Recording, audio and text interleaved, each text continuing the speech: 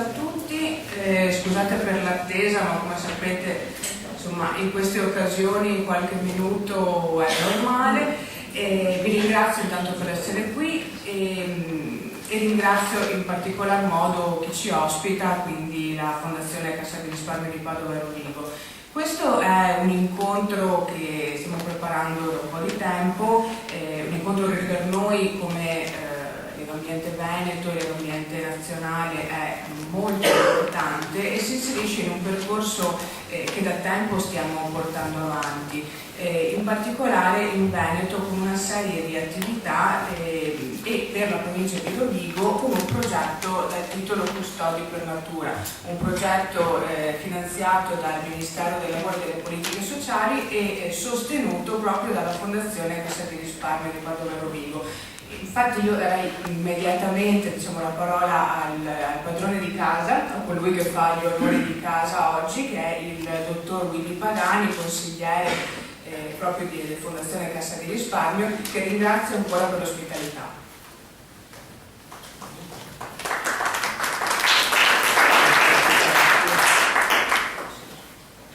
Non so se si sente, no, non vedo.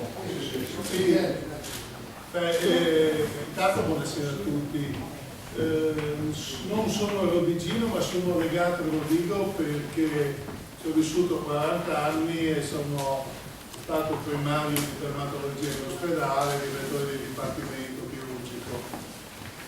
E nell'ambito della fondazione sono consigliere generale, sono il coordinatore della Commissione Sanità e Ambiente. È una delle 4 nostre commissioni, insieme a quella che si occupa di agricoltura, istruzione e ricerca e quella che si chiama in generale sociale, in realtà noi la chiamiamo tutela delle categorie più deboli. Il mio compito intanto è portare il saluto del presidente, il dottor Finotti, e del vicepresidente, il dottor Fioravanti.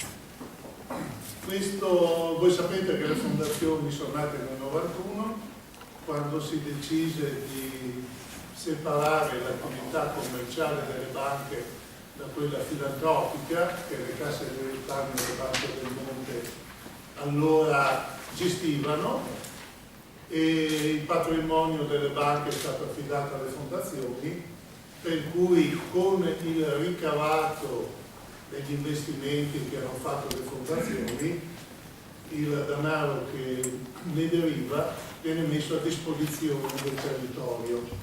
Quindi la beneficenza e la tutela e lo sviluppo del territorio sono gli obiettivi. Quest'anno in particolare volevo dirvi le quote che sono arrivate da Intesa San Paolo, gruppo che appartiene anche la nostra fondazione, di cui siamo tra i grandi azionisti, hanno consentito di mettere in campo per 3 anni 120 milioni di euro che vengono totalmente dedicati a queste attività, ma c'è stato anche un surplus quest'anno, un po' a sorpresa.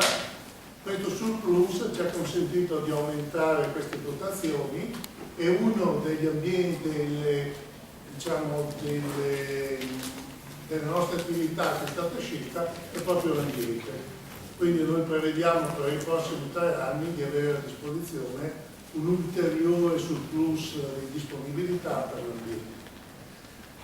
Sapete che la Fondazione è riuscita in un intento abbastanza importante, che è quello del Parco del Delta, riconosciuto dall'UNESCO come sito MAB, uomo ambiente, e ho avuto tra l'altro l'onore di essere a Parigi a rappresentare la fondazione all'UNESCO quando si è verificato questo passaggio.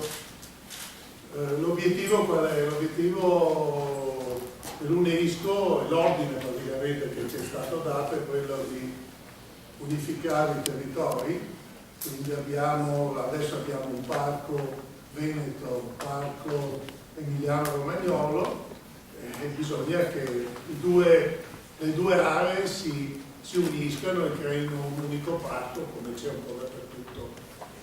Hanno chiesto anche qualche comune del Veneziano e alcuni comuni del Ravennate, per cui Bagnacavallo, Alfonsine, eccetera, di entrare in questo parco, quindi questo è tutto un progetto da realizzare.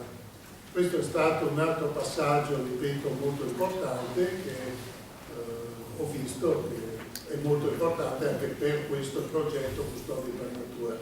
Posso concludere dicendo che da quello che era il progetto presentato in fondazione, dove si parla di fenomeni speculativi, legalità ambientale, però anche di potenziale di sviluppo basato sull'agricoltura, sulla pesca, sul turismo naturalistico, dove si parla di volontariato ambientale, campi di volontariato, incontri pubblici, attivazione di un network di aziende, è quello che sicuramente la Fondazione voleva sentire.